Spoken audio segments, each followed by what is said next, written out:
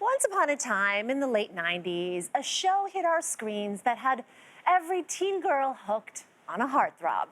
Dawsons Creek fans, you know what I'm talking about. Pacey Witter. Ah, yes, and our next guest has remained a staple on our screens ever since then, starring in shows like Little Fires Everywhere, The Affair, and his darkest role yet, new crime drama. It's called Dr. Death. Please welcome actor, father, husband, our forever TV boyfriend, Joshua Jackson. Welcome to The Social. Hello! Hi, thank you for having me. Great to see you. Thank you for being here. And you know what? You have said that this past year has been the happiest whirlwind of my life. You look happy. I mean, you look great. So tell us about life in lockdown. Well, I mean, it's such an odd thing to say because for so many people, this has been such an incredibly trying year. But it is true.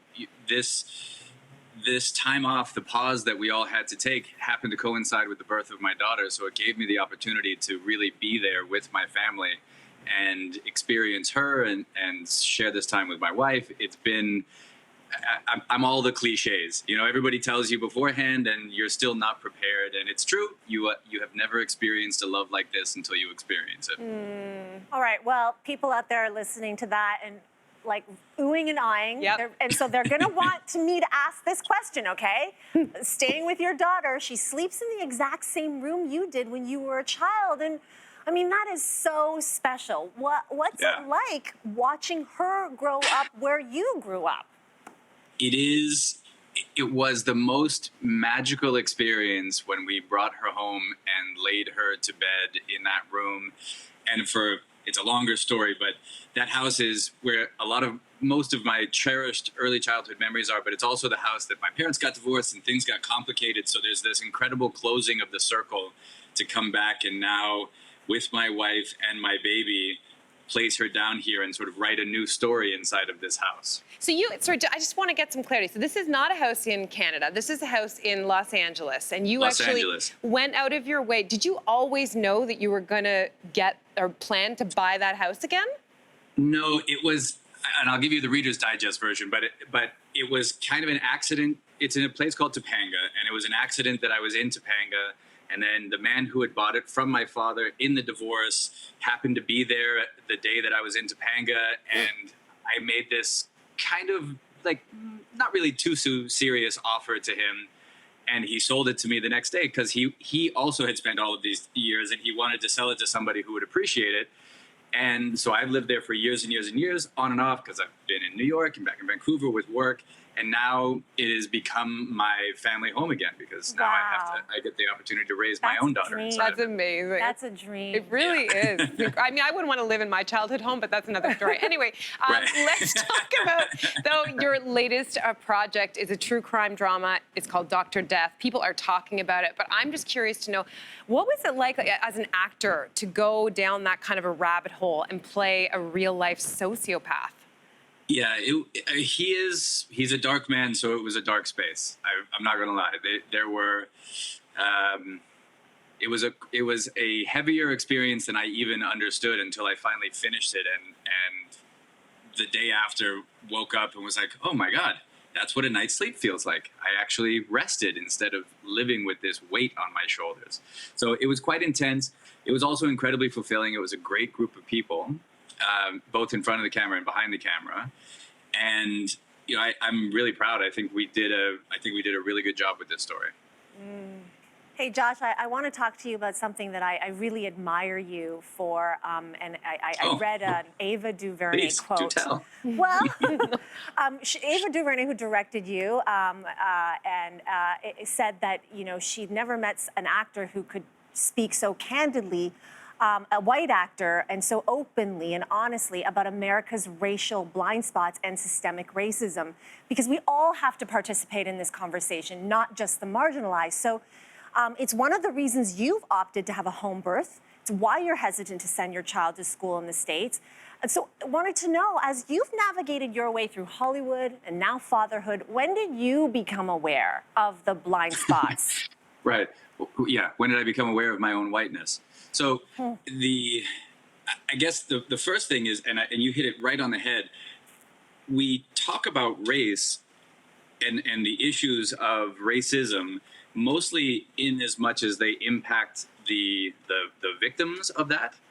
And we kind of excuse white people from this conversation, right? I think the primary focus we need to have is not on the people who are being aggressed, but the people who are the aggressors. So it's incumbent upon white people to make ourselves part of this uncomfortable conversation. And I won't pretend that this was something that I always knew. It's something that I've had to learn over time. I was raised inside of a family that these were topics of conversation. So I was given the framework, the groundwork. And then I've been alive for a lot of years now. So it's been something that I've had to witness and grapple with and see myself inside of it and live inside of the discomfort that white people have had as this conversation has gotten closer and closer to them. But until we are willing to be in that, we white people are willing to be in that discomfort, I'm not sure that the conversation can move forward, because it's not like you're racist against yourself, right? You didn't build the systems of your own oppression and the institutions that support your own oppression. So until we're able to have a real conversation, and this is in Canada to a lesser and a different degree, but it is in Canada as well. And until we're able to have this conversation where I can take my piece of that story and recognize that I don't want to live inside of that framework anymore. And I think that we're all better when we reach something closer to equity and equality, that our society is healthier and ultimately more inclusive and stronger. I don't think we're going to be able to make any progress. Thank you for that. Really, thank you for that. I hope that this next question isn't going to be annoying, because that's not a good idea to annoy the guests, but I'm going for it. Yeah, we really want to talk with you about... I'm in a perfect spot. If you do annoy me, I can actually storm out. I'm in my own room. You're right. I hope you won't do that. We want to talk about Dawsons Creek. I mean, it was the show that, it had like the 90s poster industry just booming. You recently admitted that you don't think a revival is a good idea. Revivals, people are ready for revivals right now, particularly 90s ones. So I disagree. Is there anything we can do, Lainey and myself right now, to convince you to make this happen? Yes. Well, so the first and most serious problem with the revival is we killed one of the main characters at the end. Okay. You can't revive the show without the cast. And then the other thing, and right? Like, Yeah. Good point. Good point. But the other, I guess, to me, a good revival is because there's some new place that you need to see those characters. And maybe I'm just wrong about this, but I feel like you would want to see a next generation of characters doing those things. I don't know that you need to know that, like, Pacey got gray hair and his back hurts. I want to know that. I think he has a point there. I do think he has the point. I would like to preserve my Pacey in my memory. All right. You know what I mean? Okay. Exactly. Yeah. Like, you see these revivals, and some of them work, but some of them you're like, Yeah. oh, I wish they... But I have to say, like, Pacey 2021, if that's you, the you I'm looking Yes. at, like, Thank you. the lighting's working I'll for take you, the flattery. Joshua Jackson. I'm totally willing to take the flattery, but it's still not the same. All right, maybe if there's someone who can convince Joshua Jackson, it's your goddess of a wife, Jodie Turner-Smith. My OG super fan. We are obsessed with her for so many reasons. One of those reasons is that she proposed to you first, then you proposed later. But our question is, what advice do you have for women out there who want to do the proposing, given that you've been on the receiving end and obviously enjoyed it? Yep. Well, I was clearly marriage hesitant at 40 years old, not having been married. So it probably took her getting the ball rolling. I also think, we're not in the Middle Ages anymore. And the woman is not the property of the man. And you're not entering into there's no dowry to come along. Like, we're just we should be in a different conversation, except for there's some places where that kind of traditional thing, it has gone unexamined. And so it's not going to work for everybody. I was traditional enough that after she proposed, I said, I want the opportunity to do this she has two fathers, for your fathers. And I want to have the opportunity to get down on my own bended knee. So I guess I'm part of the problem. But yeah, do your thing, ladies. Like, there's no reason, if you know, right? If Put a ring it's on it, right, ladies. Yeah, yeah, yeah, love it. exactly. Okay, yes, what a ring that is.